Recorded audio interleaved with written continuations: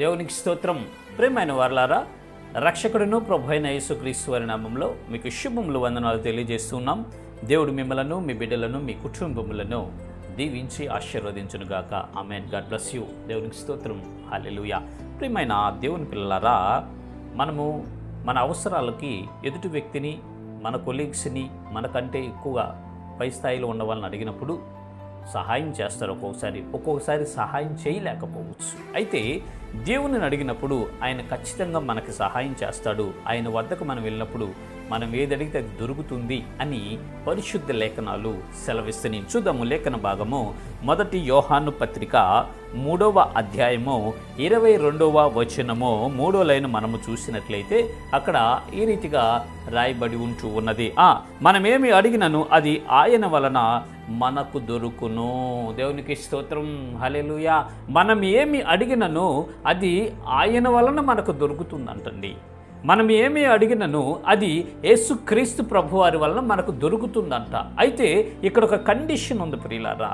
ఇదే వచ్చిన మొదటి నుంచి మనం చూస్తే, మరియు మనం ఆయన ఆజ్ఞలను గైకొనుచు ఆయన దృష్టికి ఇష్టమైనవి చేయుచున్నాము గనుక. దేవునికి స్తోత్రం. హల్లెలూయా. మనము ఆయన ఆజ్ఞలను గైకొనుచు ఆయన ఇష్టము చొప్పున మనం నడుచుకుంటేనే మనం ఏం అడిగినా ఆయన వలన దొరుకుతాయండి. నోట్ దిస్ పాయింట్ ప్రియమైనటువంటి ప్రజలారా.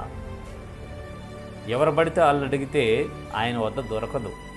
ఎందుకు దొరకట్లేదంటే ఆయన ఆజ్ఞలను మనం గైకొంటలా, ఆయనకి ఇష్టంగా మనం బ్రతకట్లా. మన ఇష్టం వచ్చినట్టు మనం బ్రతుకుతున్నాం కాబట్టి, మన ఇష్టం చొప్పున మనము జీవిస్తున్నాం కాబట్టి మనము దేవుని వద్ద ఏమి సంపాదించుకోలేకపోతున్నాము. ప్రియమైనటువంటి ప్రజలారా, మనము దేవుని వద్ద నుంచి ఏదన్నా సంపాదించుకోవాలంటే, దేవునికి ప్రార్థన చేసి ప్రతిదీ మనము పొందుకోవాలంటే మనము మొదట ఆయన ఆజ్ఞలను గైకొనాలి. మనము మొదట ఆయనకు ఇష్టలంగా మార్చబడాలి. మనము ఆయన ఆజ్ఞలను, ఆయన యొక్క కట్టడలను, విధులను అనుసరించి నడుచుకొనొచ్చు.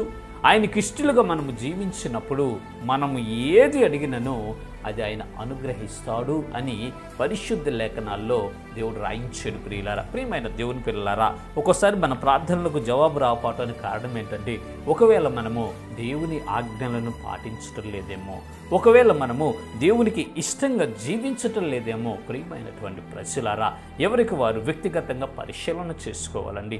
ఎవరికి వారు ఆత్మవిమర్శ చేసుకోవాలండి. నేను దేవుని ఆజ్ఞలను గైకుంటున్నానా లేదా? దేవునికి ఇష్టడిగా బ్రతుకుతున్నానా లేదా? నా స్వబుద్ధిని ఆధారం చేసుకొని నేను నడుస్తున్నానా? నా ఇష్టం చొప్పున నేను ప్రవర్తిస్తున్నానా? దేవునికి దుఃఖాన్ని, ఆయాసాన్ని, కన్నీరుని తెప్పిస్తున్నానా అని మనము ఎవరికి వారుగా విమర్శించుకొని వాక్యమనే అర్థంలో చూసుకున్నప్పుడు మనకు అర్థమవుతుంది మనము దేవుని ఆజ్ఞలు గైకుంటున్నామా లేదా అని. దేవుని ఆజ్ఞలు గైకొనుచు దైవ చిత్తములో బ్రతుకుతూ దేవునికి ఇష్టడుగా మనం ఉంటే మనము ఏది అడిగితే అది ఆయన మనకు అనుగ్రహిస్తాడండి. మనము ఏ ప్రార్థన చేస్తే ఆ ప్రార్థనకు ఆయన జవాబిస్తాడు. ప్రియులారా, ఓ ప్రియమైన సహోదరి, సహోదరుడా, ఇప్పటి వరకు నువ్వు చేసే ఎన్నో ప్రార్థనలకు జవాబు రాక అలిసిపోయి ఉన్నావా? ఇసుగు చెంది ఉన్నావా? పడిపోతున్నావా? నిర్లక్ష్యంలోకి, నిస్పృహలోకి కృంగిపోయి ఉన్నావా? అయితే దేవుని ఆజ్ఞలను గైకొనొచ్చు ఆయనకి ఇష్టడుగా మొదట నువ్వు బ్రతికి అప్పుడు దేవుణ్ణి అడగండి. ఆయన వద్ద మీకు దొరుకుతుంది. ఆయన మీకు సహాయం చేస్తాడు. మీ కోరికను సిద్ధింపచేసి మీ ఆలోచన యావత్తు సఫలపరిచి మిమ్మల్ని తృప్తిపరుస్తాడు. ఇటు కృప దేవుడు మనందరికీ కలుగు చేయదు కాక. ఆమేన్. God bless you. దేవునికి స్తోత్రం. హల్లెలూయా. Praise the lord.